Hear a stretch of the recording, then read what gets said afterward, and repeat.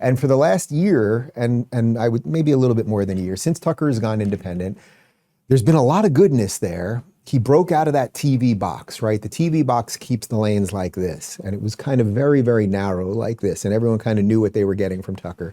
And then he went into the online world. And I think those lanes disappearing has caused his aim to go all over the place. So I am not going to sit here. I'm really going to try to sit here. I'm really going to not try to sit here and attack him personally. I'm going to try to attack the ideas. I know the internet is not that friendly to those sort of things. But here we go, because as it's pertained now to what's happened with Israel and Iran, he's doing something that I just think is very duplicitous here. So I want to read this tweet from Tucker Carlson from over the weekend. He wrote, "The real divide isn't between people who support Israel and people who support Iran or the Palestinians.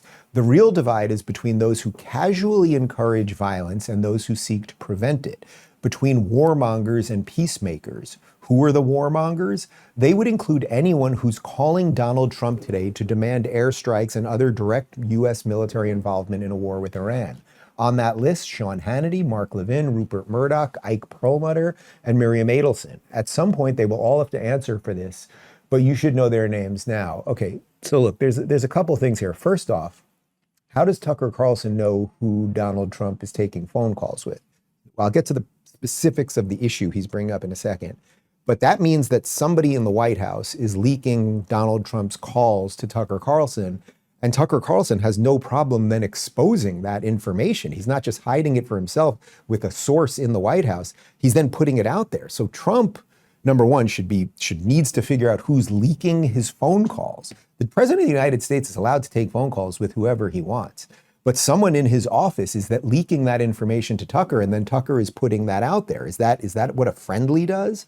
So that's one issue, and Trump better be aware of that. You don't want whether leaks are going to the New York Times or to Tucker Carlson, you don't want leaks. And 45 version of Trump had a lot of problems with that. 47 hasn't, but that seems like a huge, huge problem. How does Tucker know who's telling him? Oh, by the way, Tucker, you're not going to believe who Trump talked to today. Well, I didn't have that information. Did you have that information? Did the New York Times have that information? How did you know the contents of the call?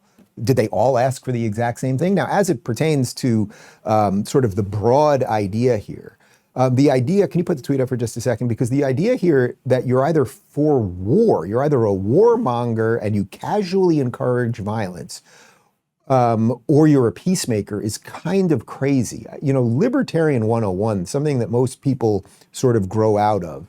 If you just say you want peace, that doesn't bring you peace. There are bad guys in the world. Do you believe that there is good and bad? I have no doubt that Tucker does believe there's good and bad.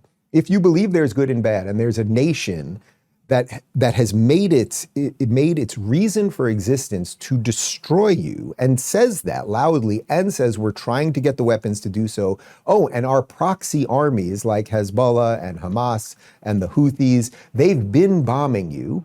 You might take it seriously. You might take it doubly seriously if you're a nation that was born out of the ashes of the Holocaust, right? You might. So it's like a mnemonic trick that he's doing that I think a lot of people unfortunately fall for, which is that you're either a war maker or a peacemaker. Actually, it's the people who believe in peace through strength.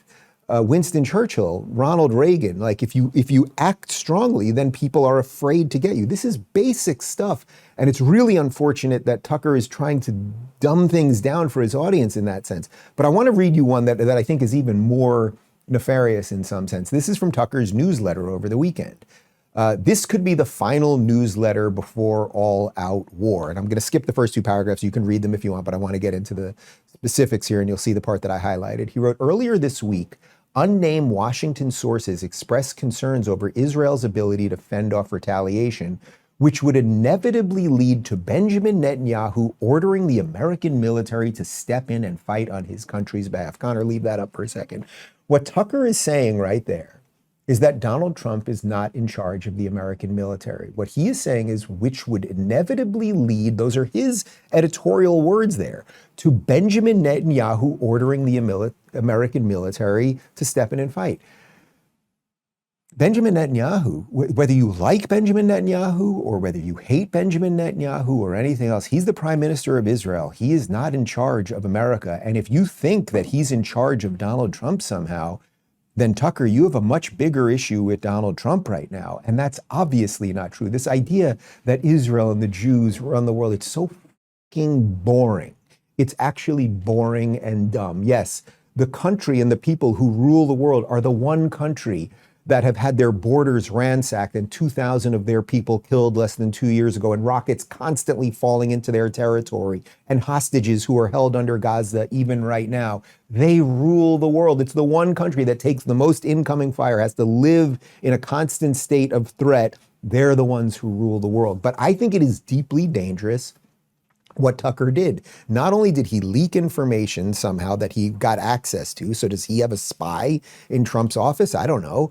But then he tells his people that Netanyahu will order the American army. Like, it's not true, man. And you know it's not true. You can't do that. So now I want to connect this to Trump's response, because Trump is the leader of MAGA. And I think he now has a threat within MAGA and America First. I don't think the left is no longer a threat in some sense. Yes, they're apoplectic, they're crazy, we're going to get to what they're doing on the streets and all of those things, but we know their numbers are dumping out. But the number one threat, it seems to me, for MAGA will be this thing that Tucker represents, unfortunately. Doesn't mean you have to be for war. Have you ever once on this show heard me call for a war with Iran? Now, I don't have a problem, as I said, with Israel doing what it thinks it has to do existentially, which is the same thing I would say about every other nation. If Turkey every day was threatening Greece with nukes and throwing rockets in and had proxies on their borders, I would say to Greece, you got to do what you got to do. And that would go for any other country. Whether America should help in a defensive posture or just sort of a moral posture at the UN, those are secondary issues. And I do think you should help your allies when it comes to those types of things. If you've been seriously injured, your case could be worth millions, and you should know exactly what your rights are. That's why I want to tell you about Morgan & Morgan. They're America's largest injury law firm with over 1,000 attorneys working in all 50 states. Unlike a lot of firms that settle quickly, Morgan & Morgan doesn't take lowball offers from private insurance companies. Just in the past few months, they won $12 million in Florida when the insurance company offered only $350,000. And in New York, they secured $6.8 million on a case where the offer was just $275K. And the best part, it's absolutely free unless you win. Insurance companies try to pay out as little as possible. Morgan & Morgan fights to get you more. It only takes a few minutes to see if you have a case, and you can do it right from your phone. It's that easy.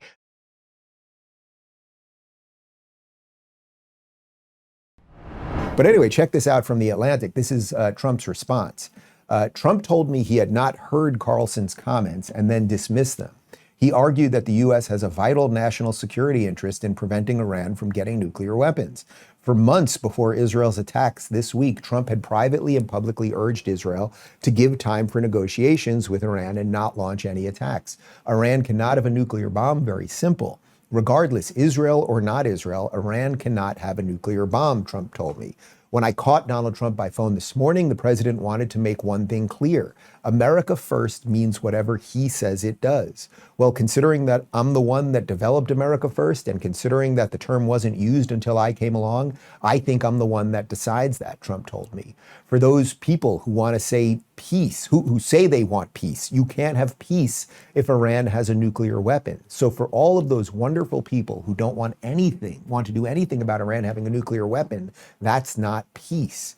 His remarks were a response to my question about critics such as Tucker Carlson, who have loudly argued against U.S. support of Israel during its attacks on Iran as an anathema to the America First way of doing things. Over the course of the conversation, the president defended his efforts to bring an end to multiple conflicts despite growing violence in the Middle East. He also struck an overall optimistic tone about world affairs.